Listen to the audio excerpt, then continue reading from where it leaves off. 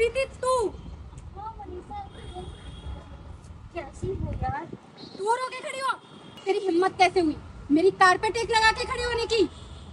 तो क्या हो गया यार? मैं तो खड़ी थी ना, और गुस्सा क्यों हो रही है? चल छोड़ ना। बोला ना दूर रह मुझसे। ऑफिस जा रही हूँ, खुद तो इतनी गंदी है, मुझे भी गंदी कर देगी। सुबह सुबह मेरा दिमाग खराब कर दिया तूने। क्यों खड़ी थी यहाँ पे? तेरे बाप की कहाँ रही है? अरे ये सब छोड़, मैंने सुना कि तू एसडीएम बन चुकी है। हाँ, मैं एटीएम बन चुकी हूँ, पर मैं तुझ जैसे फटीचर से ना बात करना पसंद नहीं करती हूँ। पता नहीं सुबह सुबह कहाँ से खड़ी हो गई मेरी कार के सामने, सारा ना मेरा मूड खराब कर दिया। अरे मैं तो तुम्हारा इंतजार कर रही थी, मुझे पता चला कि तुमने नए कार लिए हैं। कांग्रेचुलेशन यार। अपना हाथ ना पीछे रख।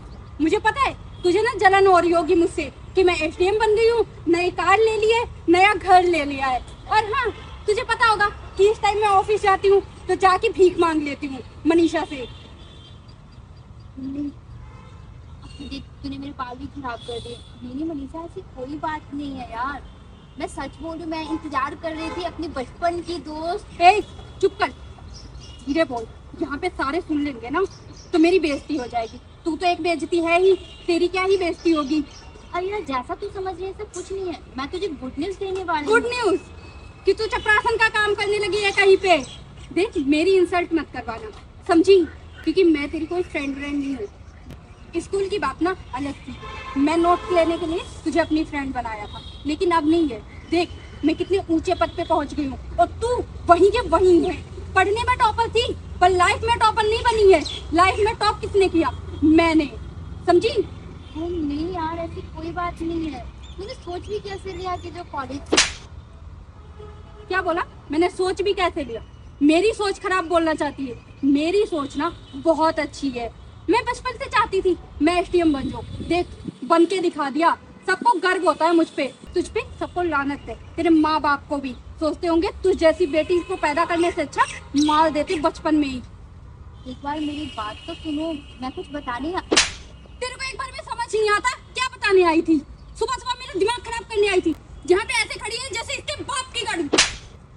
पाप पे मत जाना। जैसा तुम्हारे पापा है वैसे मेरे भी पापा हैं, और माँ बाप की इज्जत से बढ़ के कुछ नहीं होता है।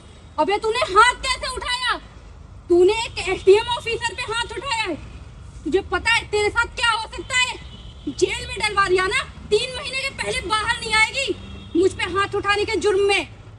जवान नीचे करके बात करो। अबे उंगली किसे दिखा रही है?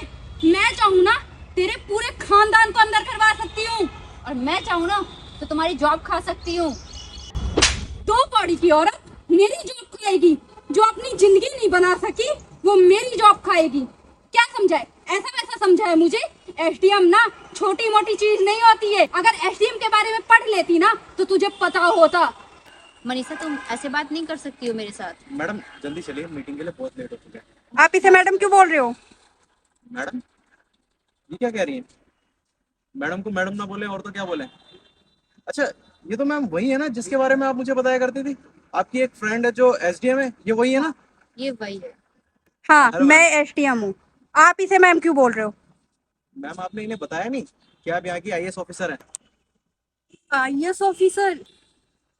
चलिए, आप दोनों बात कीजिए, मैं गाड़ी में वेट कर रहा हूँ आपका। हाँ। और मीटिंग के लिए लेट हो जाएंगे, जल्दी आना। ठीक है, मैं 5 मिनट में आ रही हूँ।